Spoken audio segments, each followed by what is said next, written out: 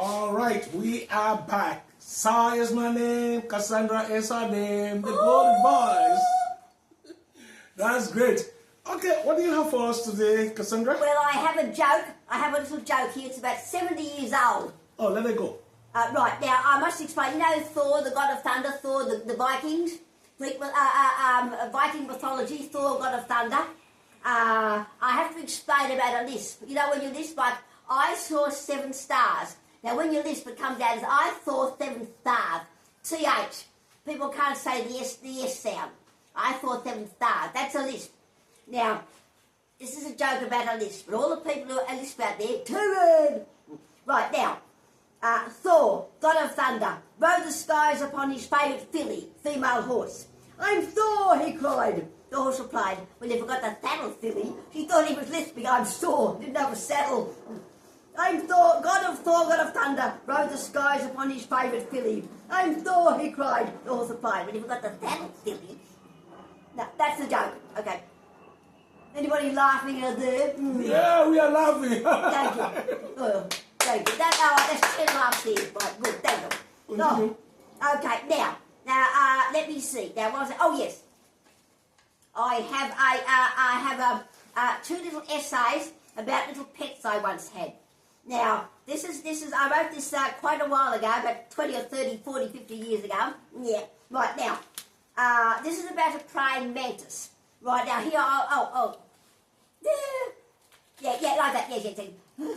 Right, now, this is, that's a praying mantis. So I drew it so you'd understand what I was talking about in other languages, right? A praying mantis, you get it with a little bit of artistic license there. Can you get it? Yeah, like that. We call them praying mantises because their legs go like that, like they're praying. They're called mantids. But this is the praying mantis. It's an essay, but I wrote it about the real mantis I brought in. There was once a girl who had a pet praying mantis. This came about quite by chance. She'd been pottering about in the garden, and the mantis would be hanging around in a different location each successive time she passed it. She would wave and smile as she approached and move further away to reassure it and have it become used to her proximity, her nearness. One day it was clinging to the back door and held out its little front legs to her, responding to her friendly overtures. She brought it inside. It turned its head constantly, drinking in the novel, new surroundings, craning its head up or looking down towards the floor. It was extremely intelligent and alert, look about and alert, aware of everything, and took great interest in everything she showed it, its tiny head swivelling about, watching whatever moved in front of it, including its own reflection in a mirror, which it immediately recognised, although it did not seem to realise that the other mantis was just that and not another being entirely.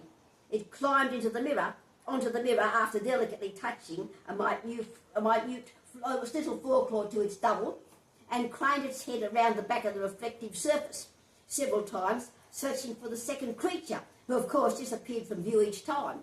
Well, since it's intelligent, it's looking around, trying to find the other mantis. She would sing to it merry rhythmic little ditties, whilst wagging her head and one finger in time to the music, and the little one would dance back and forth, swaying and waving its front legs. This is the mantis I had. She kept it in a small glass bowl a fair amount of the time, protected from her own, relatively speaking, huge ungainly self. But most of the time she carried it around, hanging onto her front or crawling about somewhere on her person, even on the top of her head, which it loved, for it was fond of heights. And she was a tall gal, so that mantis was always the first to know when it rained. She fed it a tiny portion of whatever she happened to be eating at the time: ice cream, roast beef, a drink of milk, carrots and peas from a little teaspoon. She once read of a family who had a pet mantis which they gave milk and honey. Well, at least that one did not have to worry about cavities, teeth, holes in your teeth, cavities. She called it Gargantua because it was a giant of the insect world, almost 6 inches long, although still only half grown, a teenage mantis. Not green, but a light brown, black and white in colour. Unfortunately, she was clumsy and left it on the top of the newel post. You know when you go up the staircase, you go up that way and there's a little landing, then you go up and there's a post, that's the newel post. She left it on the top of the newel post, walked upstairs, 5 minutes later she returned and, forgetting her little visitor, slammed her hand slap bang down on its fragile body when it sent it tumbling to the floor. Then and there she decided it had more of a chance surviving outside the world full of predators than surviving inside with her. The last time she saw it, it was clinging to the twigs of a climbing vine trailing over the fence near the back door, where she had tenderly placed it, and craning its head towards her. "Where are you going? Where are you going?" As she waved, "Bye-bye, bye-bye," and closed the door. She loved her little friend. Probably saved his life. She put it outside again. I have a bird that needed. Oh, that was a true story. I wrote it in the third person, but that's a true story. This is my little pet crab, Chester. You know, yeah, crab. Right. What is this? A crab. Oh, crab. Why can't you tell what it is? I drew it so you can tell what it is. Oh, This is Mr. Crab. You get a crab? Yeah, it's like that with 2 legs like that side, lives on the rocks near the shoreline. Made by the most talented and creative artist in Australia, Cassandra. Thank you. But what did you say? The most talented and creative artist. Thank you. It's very beautiful. Really? Yeah. Oh, thank you. You can represent Australia, I think so. Oh, thank you. Oh, wow. Compliments, okay. Arts and crafts. Okay, now, this is Chester. Chester. My pet crab. Everyone says crab. Hey, this is me. Points to herself. Wait, stop reading in this direction to yourself, you fool. Oh, I just called myself a fool. Oh! You'd be surprised at the pets I've had. They don't stop at fluffy hair or whiskers or paws, my pudding tats. Isn't it strange, the difference one single split second can make? One tiny iota, a holds-up hand, a tiny iota of time can make. Yeah, stop reading it. I was finishing my first shopping trip of the day. Hey, 9 cats, bags of litter, pussycat biscuits, and coming a poor third, my food. Yeah, I get mine. I usually get mine last. Now I get theirs last. And I have to go back the next day just to get their cat biscuits. And I drag my sorry self out the front door again the next day. And as I only shop every 2 months, you see. And as I walk, you'd be surprised. Oh, pile of biscuits. Oh. And as I walk past the fish shop, not hot food, the raw fish, you cook yourself. Near the door was a large container with about 7 or 8 crabs. They couldn't move, their legs were tied up.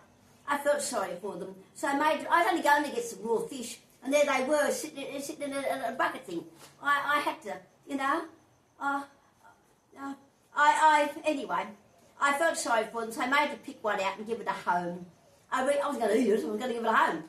I reached for one at the front, but a crab behind him or her, I don't see a difference, moved slightly towards me, so I picked him up. He'd probably say, take me. I'm going to take him home for dinner. You fool. I picked him up and gave him to the woman behind the counter, who promptly wrapped him up in plastic and paper into a tight little ball. Ah! You got your eyes on stalks, by the way, you know. Anyway, they have eyes on stalks. I've already said that. I've said that. And his eyes would have been pressed against his skull.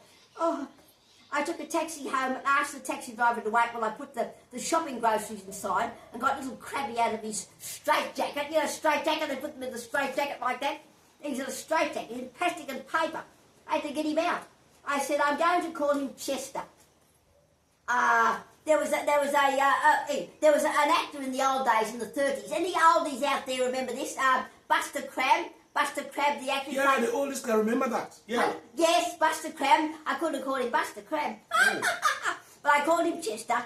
I wrapped him and pasted him into one of those see-through plastic containers. You know, the plastic containers like that for the kitchen. I put him into that. I cut the strings from one claw and leapt back 10 feet just in case. But no, he knew I was trying to help him. He could finally spread his wings or his claws after who knows how long, how many days. And he just lay quietly as I cut the other leg free. He knew I was trying to help him. He didn't try to... I couldn't leave him all tied up for more hours while I went back to the shops. The taxi driver came to the door. You know, what's taking so long? And I proudly held little Chester up in the container, who suddenly spread his legs. He's only 8 feet wide by then. The taxi driver stepped back. I said, all right, he's in his cage or his container. The cats were intrigued. Oh, hang on. The cats were intrigued. Intrigued. Intrigued. Oh. I fed him the best food, my tins of salmon, but he never seemed to be able to eat it. He could not pick up the pieces or something. I don't know what was wrong. I talked to him as I do with any pets I have. I taught him his name and put it into sentences. Chester, eat dinner. Chester, look at me.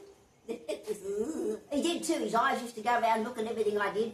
His eyes would swivel around, following me as I moved and talked to him. I would gently, I haven't read this for a while, I'm saying it twice. I would gently touch his claws, and later he let me pick them up, his claws up, and stroke his claws. But he's very careful when I reach down behind his eyes, you see, because, I might have tried to hurt him. He's very worried about that.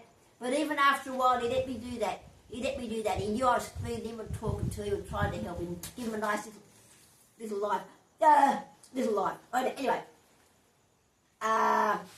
yes, as I was saying, anyway, as I was saying, hang in, wait a minute, hold everything, don't do the toilet break, I'm getting there. Right, now, he would raise his claws at me when I did that and back away, but after a while he got used to it. In the end, he trusted me so much I'd even stroke his shell. That's what you call his carapace, his outer skeleton, his shell. Right, now, after a week I put him in a large guinea pig cage. I had guinea pig, guinea pigs? Do you know guinea pigs? Those little funny things like that you keep as pets, those little things like that. Guinea pig. I had a guinea pig cage that wide. I thought I'd give him time to move around, you see. He can move around, yes. But I only had him for a week and a half. He was dying of hunger. I gave him the best stamina. I don't know what to give him. Perhaps they like the stimulation, of live food or something. I don't know what it was. But I gave him my best food and he died of starvation. But he had a good life until then. At least he wasn't put in a boiling pot or something. He had a good time to the end, a week and a half. I did the best I could for him. I picked him up, his claws just hung, he was so weak, and put him on my lap, my knees, my lap, as I sat on a chair. I tried to show him what it looked like outside the door, but his eyes were gone. He couldn't see anymore. It was like that. Oh, I held him on my lap. I stroked his shell. I sang to him and talked to him for half an hour.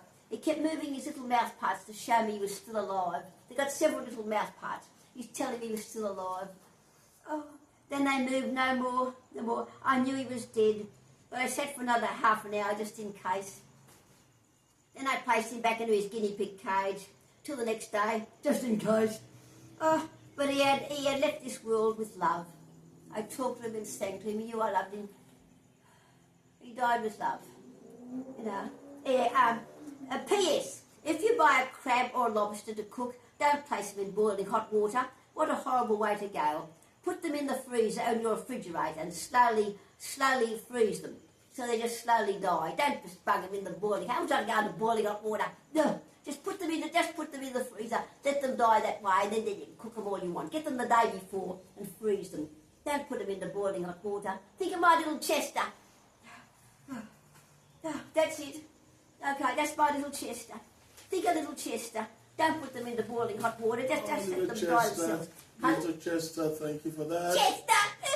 Thank you for little Chester's story. He didn't die in vain. He goes away if you just put them in the freezer the day before, so they died like that. We got you, Cassandra. Thank you very much. Okay. Viewers, thank you too. Okay. Please follow us on our next video. Goodbye.